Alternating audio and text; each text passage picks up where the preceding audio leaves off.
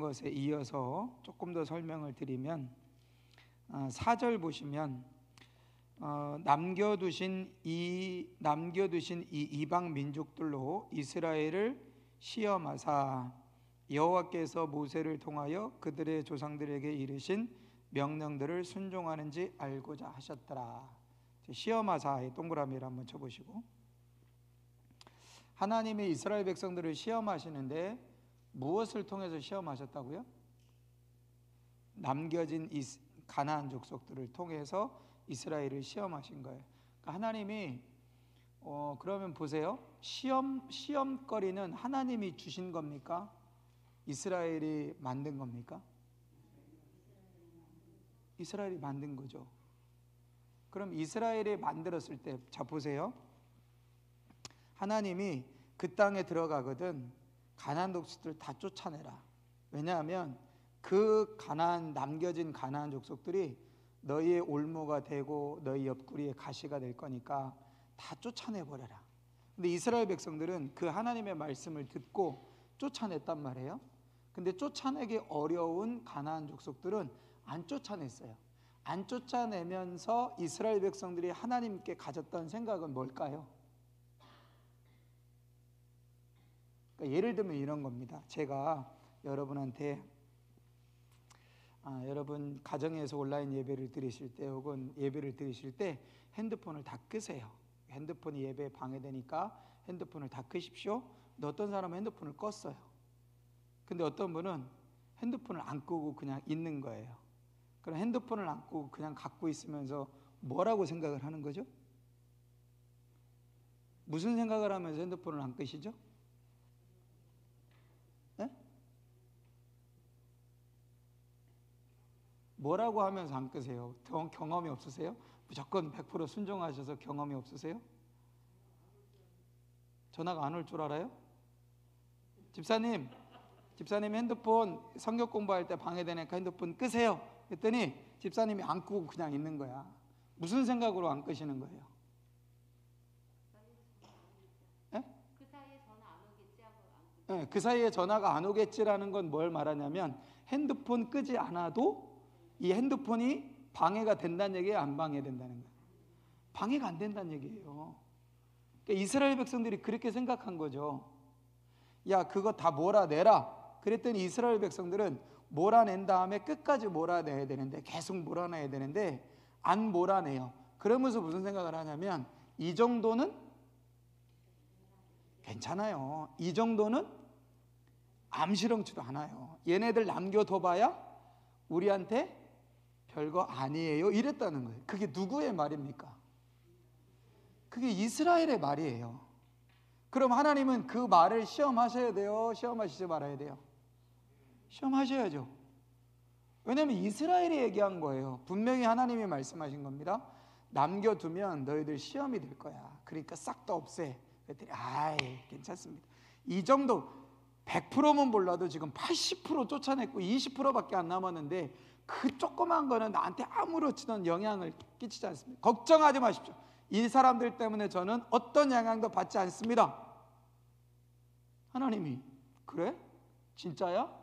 진짜 그런 거야? 하고 시험하시는 거예요. 그럼 원래 이스라엘 백성들이 시험을 안 받으려 했으면 뭐 하면 됩니까? 쫓아냅니다. 핸드폰 끄면 됩니다. 핸드폰을 끄면 돼요. 근데 안 끄고 핸드폰 뭐 내가 집중하면 되지 뭐. 핸드폰 때문에 내가 수업을 잘 못 받나? 핸드폰 때문에 내가 예배를 잘 못 드리나? 예배만 잘 드리면 되지 뭐. 근데 그때 전화가 와요.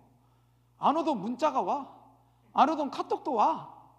근데 오는 것도 또 중요한 문자가 와. 스팸이 오는 게 아니라 꼭 받아야, 이 사람이 왜 전화했지? 이 사람 중요한 사람인데 받아야 되나 말아야 되나? 받자니 예배에 지장이 있을 것 같고, 안 받자니 이거 안 받고 예배 드리는 동안 심란하고, 그 상황이에요 지금. 그러니 하나님이 지금 이스라엘을 시험하시는 게 잘못된 건가요? 잘못된 겁니까? 전혀 잘못된 게 아니에요. 여러분들이 혹 이 본문을 읽으시다가 아니 왜 하나님 이스라엘을 시험하십니까? 그렇게 말하면 안 된다는 거예요. 그래서 이 명령들을 순종하는지 알고자 하셔서 그러므로 이스라엘 자손은 가나안 족속과 헷 족속과 아모리 족속과 브리스 족속과 히위 족속과 여부스 족속 가운데 거주하면서, 자, 거주하면서 동그라미. 자, 하나님은 시험하셨는데 이스라엘은 거주하셨죠. 이스라엘이 거주하면서 뭘 했나 보십시오. 6절. 그들의 딸들을 맞아 아내로 삼으며, 동그라미. 아내로 삼았다. 누구를요? 그들의 딸들. 그래서 그들이 누굽니까? 가나안 족속의 딸들을 자기 아내로 삼았다는 건 관계를 맺었다는 거예요, 안 맺었다는 거예요? 관계를 맺었다는 겁니다. 쫓아내지는 못할 망정 이스라엘의 삶에 그들을 개입시켰다는 겁니다. 끌어들였다는 겁니다. 두 번째, 자기 딸들을 그들의 아들들에게 주고, 자, 딸들을 데리고 왔어요. 자기 아들들은 줬습니다. 그러니까 자기 아들은 가나안 딸들을 데리고 와서 결혼을 시키고요, 자기 딸들은 가나안의 남자들에게 시집을 보낸 겁니다. 주고받고가 일어난 거예요. 그렇게 되니까 결과가 어떤 결과가 일어났나 보십시오. 또 그들의 신들을 어떻게 했다? 섬겼더라라고 되어 있습니다. 섬겼습니다. 거기서 끝나지 않아요. 7절. 이스라엘 자손이 여호와의 목전에 악을 행하여 자기들의 하나님 여호와를 잊어버리고 바알들과 아세라들을 섬긴지라. 그러니까 하나님이 딱 시험하셨는데 이 시험의 결과가 어떻게 되냐면 이스라엘이 거주하며 살면서 딸들은 주고 아들들은 데려오고 그러면서 그들의 신을 섬기고 그들의 신인 바알과 아세라를 섬기는 것까지 나아갔다라고 하는 겁니다. 이게 사사기의 패턴이라고 보시면 돼요. 지난주에 말씀드릴 때 살다가 어떻게 해요? 우상 숭배하면 하나님이 책망하시면 회개하고 하나님이 구원하시고 다시 평안이 왔다, 이렇게 말씀드렸죠. 여기도 보시면 하나님이 우상 숭배하니까 어떻게 하셨어요? 메소포타미아의 구산 리사다임이라는 왕을 통해서 8년을 통치하게 하셨어요, 이스라엘을. 그리고 나서 온니엘이라고 하는 사사가 일어나서 전쟁을 하고 나니까 몇 년의 평안이 와요?